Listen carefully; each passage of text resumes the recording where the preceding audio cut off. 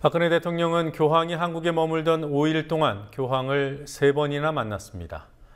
대통령 최측근인 새누리당 이정현 의원은 대통령이 세월호 유가족들을 멀리한다는 비판에 대해서 대통령이 마음은 있는데 시간이 없어서 못 만난 것이라고 말했습니다.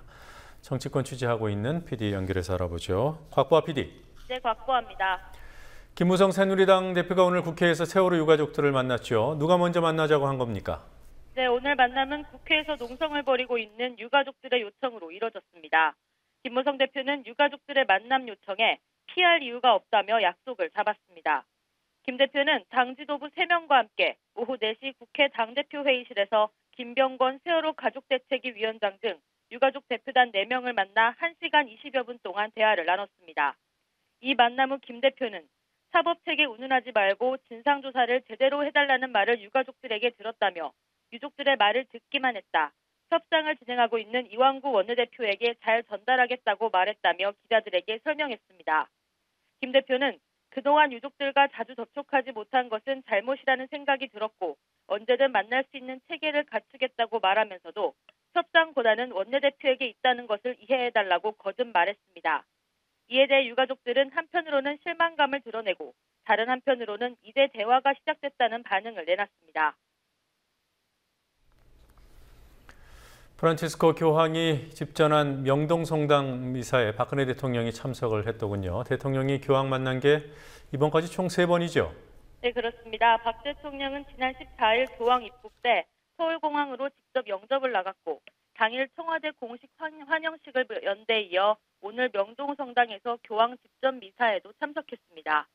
교황이 도착하기 전 명동성당에 입장한 박 대통령은 재단에 마련된 특별석에 앉아 1시간 넘게 진행된 미사를 끝까지 함께했습니다. 이런 가운데 이정현 새누리당 최고위원은 오늘 박근혜 대통령이 바빠서 세월호 유족을 자주 만날 수 없다는 취지의 발언을 해 무리를 빚었습니다.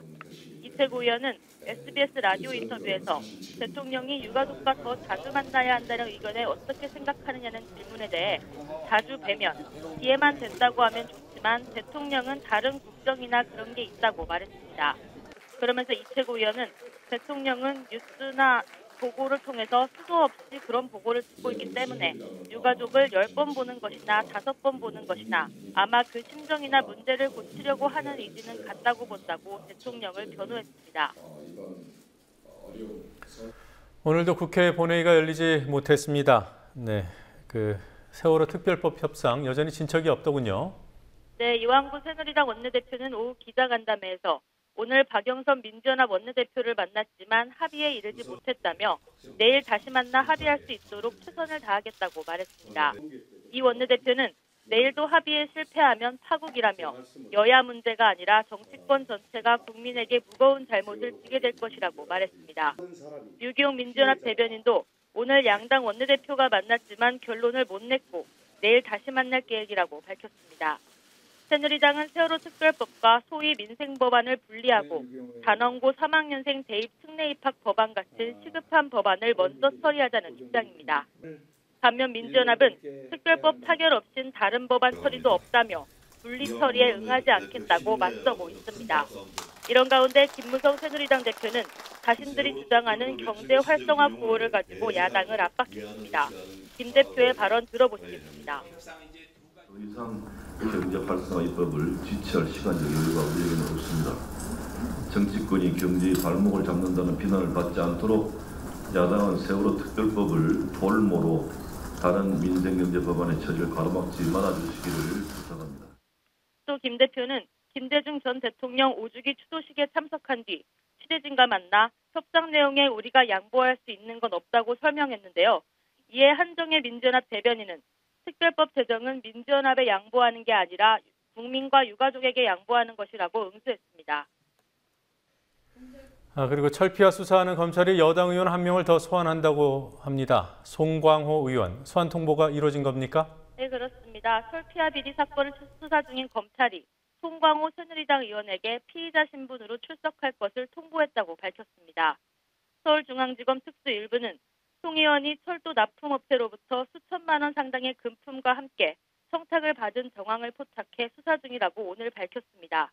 앞서 검찰은 철도 궤도 부품 납품업체로부터 1억 6천만 원을 받은 혐의로 같은 당 조현용 의원에 대해 사전 구속영장을 청구했고 현재 국회에 체포 동의안이 제출된 상태입니다.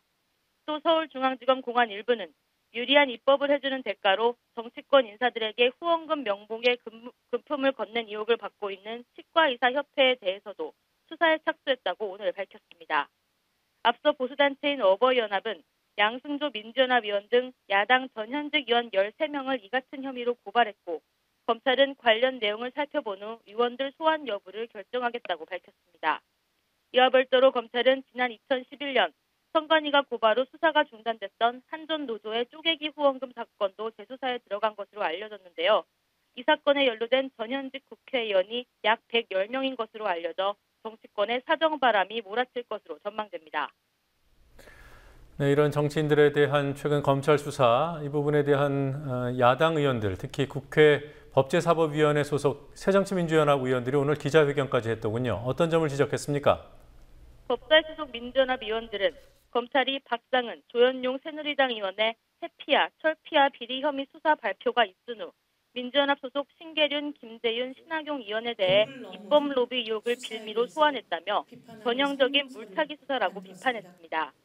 민주연합의 전해철, 서영교, 임내연 의원은 기자회견을 열어 정치검찰의 구체수사라고 규정하고 검찰이 야당 의원들을 대상으로 무차별적인 피의사실을 공표하고 결건 수사를 진행하고 있다며 피의사실 공표에 대한 엄정한 수사와 처벌, 이를 방지할 제도적 개선 방안을 시급히 마련해야 한다고 강조했습니다. 임내연 의원은 신학용 의원에 대해선 초기 수사가 잘 되지 않자 전혀 엉뚱한 방향으로 가고 있다며 검찰이 애초 목표한 입법 로비 의혹이 드러나지 않으니까 마구잡이식 수사를 벌이고 있다고 주장했습니다. 해운비리 연루 혐의로 검찰 수사를 받아온 박상은 새누리당 의원이 오늘 국회에서 기자회견을 했어요. 처음이죠? 네, 박상은 의원은 혐의가 드러난 지 2달이 지난 오늘 처음으로 국회에서 해명 기자회견을 열고 자신의 혐의를 적극 부인했습니다. 박 의원은 이정활동 6년간 깨끗하지 않은 정치자금은 받은 적이 없다며 선주협회 협찬 해외시찰 의혹과 불법 뭉칫돈 수수 의혹 등 혐의에 대해 해명했습니다. 그러면서 박 의원은 우리 집 중에서 많은 돈이 나왔거나 여론이 좋지 않다는 이유만으로 마녀 사냥식 의혹을 제기하는 건 경계해야 한다고 강조했습니다. 현재 검찰은 박 의원에 대해 구속영장 청구 방침을 세운 상태입니다.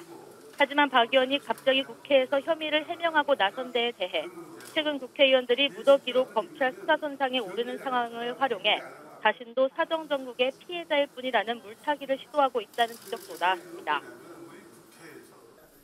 네, 오늘 이 소식 모르고 지나가는 분들도 꽤 많을 텐데요. 임환수 국세청장 후보자 청문회가 열렸죠. 국세청장이면 감사원장, 검찰총장, 그리고 경찰청장과 함께 4대 사정기관장인데요. 청문회가 제대로 됐습니까? 네, 몇몇 사안의 질의가 집중되긴 했지만 검증이 나름 무렸습니다. 민주연합 김영록, 윤호중 의원과 새누리당 조명철 의원 등 여야 의원들은 임 후보자가 공군 장교로 복무 중이던 1987년과 88년에 대학원에 다녔다고 지적하며 특혜 의혹을 제기했습니다. 임 후보자는 영외 거주 장교에서 오후 5시 퇴근이었고 학교 수업은 오후 7시 30분에 시작했다며 지휘 계통에 보고를 했기 때문에 문제가 없다고 강조했습니다. 경제부처 인사의 영남, 행시 출신 편중을 지적하는 의원들도 많았지만 이는 검증보다 취임 후 편중 인사를 하지 말라는 당부에 가까웠고 새누리당 김광림 의원의 경우는 일부 언론의 보도를 인용하며 후보자의 성품을 칭찬하기도 했습니다. 한편 청문회를 하루 앞둔 김종덕 문화체육관광부 장관 후보자에 대한 의혹은 여럿 나오고 있습니다. 유기용 민주연합 의원은 김 후보자가 교수로 재직할 당시 하나의 논문으로 연구비를 중복 수령했다는 의혹을, 배재정 의원은 부당소득 공제로 170만 원을 찬류했던 김 후보자가 장관에 지명된 후에야 세금을 냈다는 의혹을 제기했습니다. 윤관석 의원은 5.16 쿠데타가 경제 발전의 계기가 마련되는 측면도 있었다고 생각한다는 김 후보자의 서면 답변서를 공개했습니다. 지금까지 국민TV 뉴스 박보아입니다.